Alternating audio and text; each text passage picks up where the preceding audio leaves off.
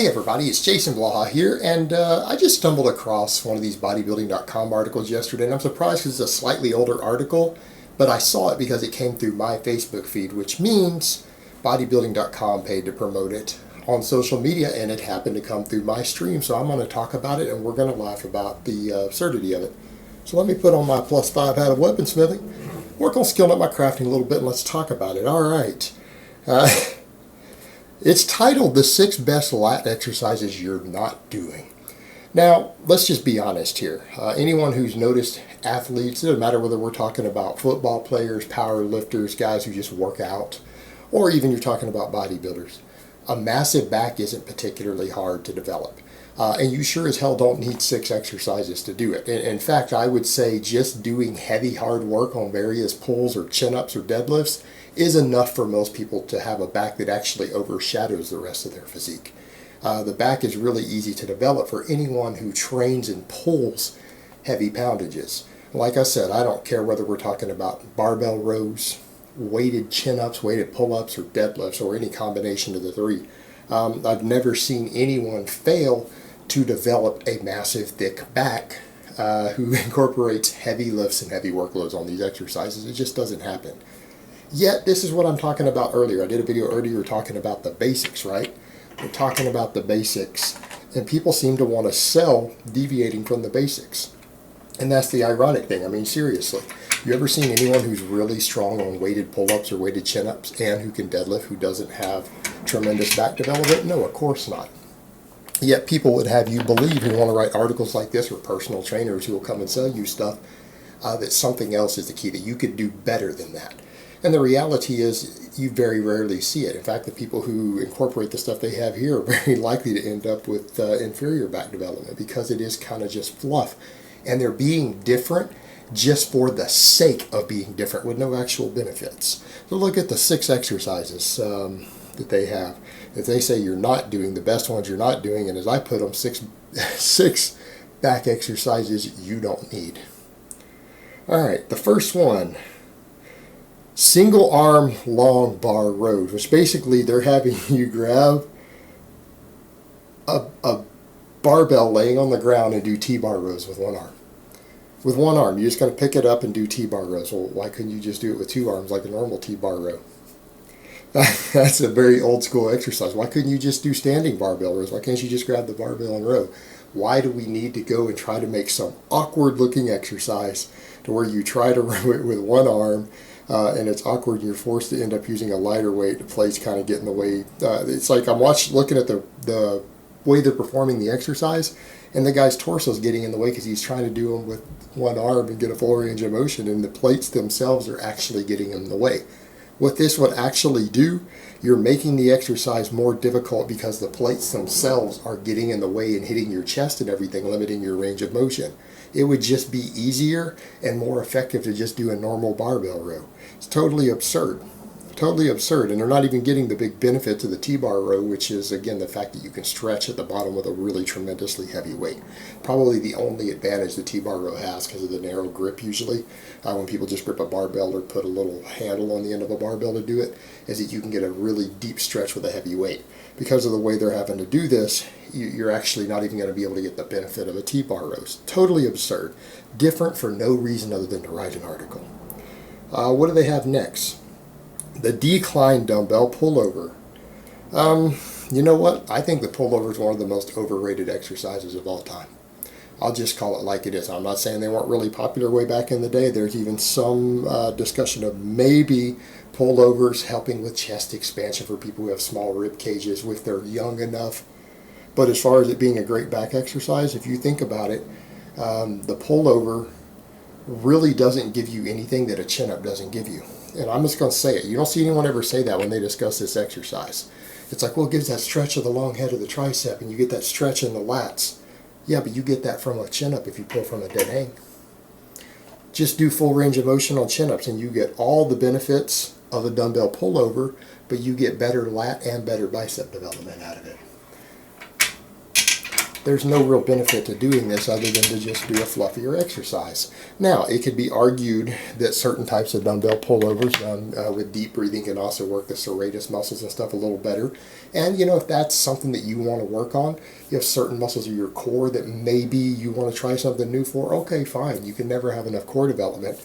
But are we really going to consider this some fantastic back developer that's going to add some new degree of back development that a chin-up's not going to give you? Of course not. Brings nothing new to the table. What do they have next? The negative pull-up. So do the eccentric portion. You know what? I'll actually say this is the one exercise in here that might be useful. Why? And people say, what do you mean by a negative chin-up? Because you're not strong enough to do a chin-up or a pull-up, so you jump up to the top on a stool and lower yourself. Why? Because we're all stronger on our negative reps than our positive reps. So the concentric is actually more difficult than the eccentric. So at a given body weight, you might be able to lower yourself controlled but not be able to lift yourself. Well, if you did that 5 or 6 times, every time you go to the gym, what's going to happen? All the muscles involved in the pull-up are being stimulated, right? They are being stimulated. They're probably going to grow. They're probably going to get stronger. And if you do this long enough, what will happen? You'll be able to actually do a chin-up then, or a pull-up. If you do this enough, you will build those muscles enough that you will actually be able to do the normal exercise. But is this really something that you're not doing? Meaning if someone is strong enough to do a pull-up or a chin-up, they don't need to do this. So it kind of goes back to the other point. The pull-up and the chin-up is still better. Just this is a way to train yourself to do them if you're starting out and you're really weak and you have a weak back, weak biceps, and you can't perform the exercise. All right, that's useful. This is actually the one useful thing they have in here, but keep in mind, this is totally for noobs. All right, next, what do they have next? Single arm cable rows. Now they've got you doing cable rows with one arm. Why? Why all this one arm stuff?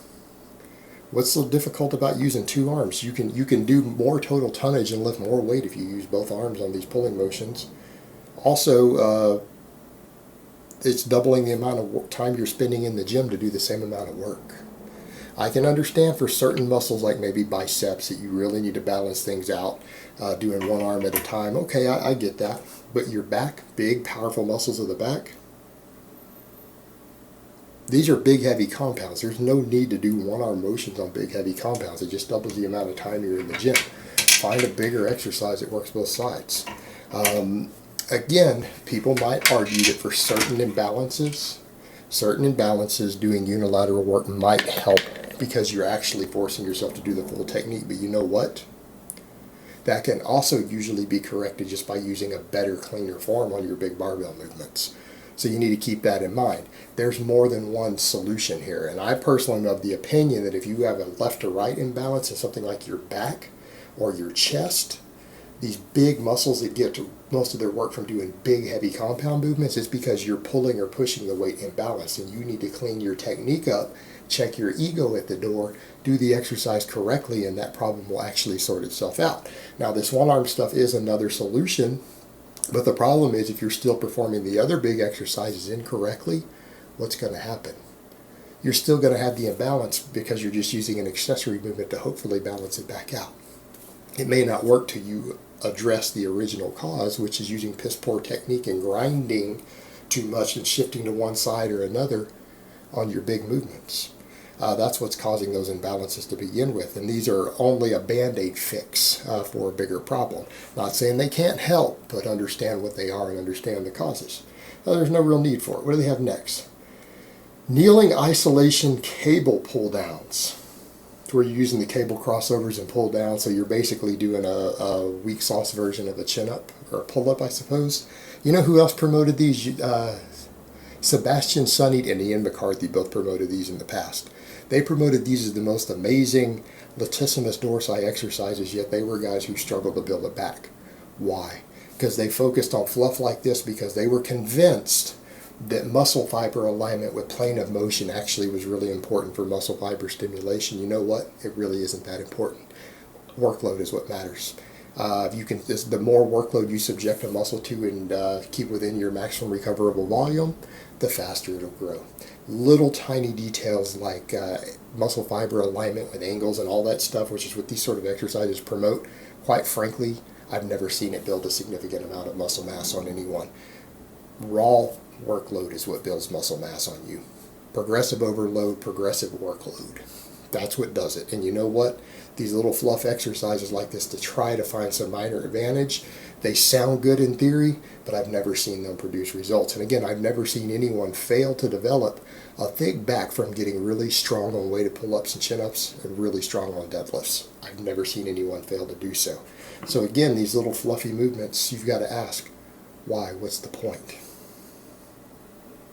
And then finally, what do they have? Single arm Smith machine rows. You know, because they didn't already have a one arm row with a barbell already, so now you've got to go in and do them with a fixed plane of motion. So they don't want you to get on a Smith machine and row with one arm to your side. Well, at least the advantage here is that you can actually pull for the full range of motion because the plate's not hitting your chest. But we're right back to being in a locked plane of motion. And here's the thing, if you look at any pulling you do with your back, there's always a curve to it. The natural plane is a curve. So doing it in a Smith machine actually takes out your normal natural range of motion. It puts it into an awkward position. Why? There's no benefit. There's no purpose here. They're using it just because, well, Smith machines suck and you need to use them for something, and they're in every gym. You know what? Smith machines are pretty much worthless. They're garbage. Get rid of them.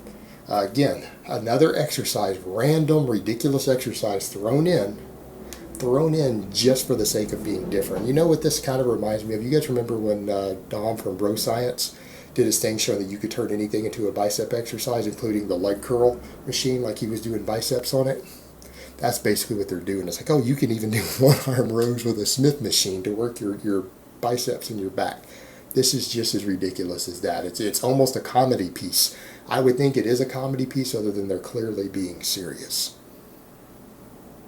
So there you have it, guys. 6 bicep exercises that you don't need. Alright, guys, well, that's really all I have to say on that today. I hope it's been informative, and I will talk to you guys next time.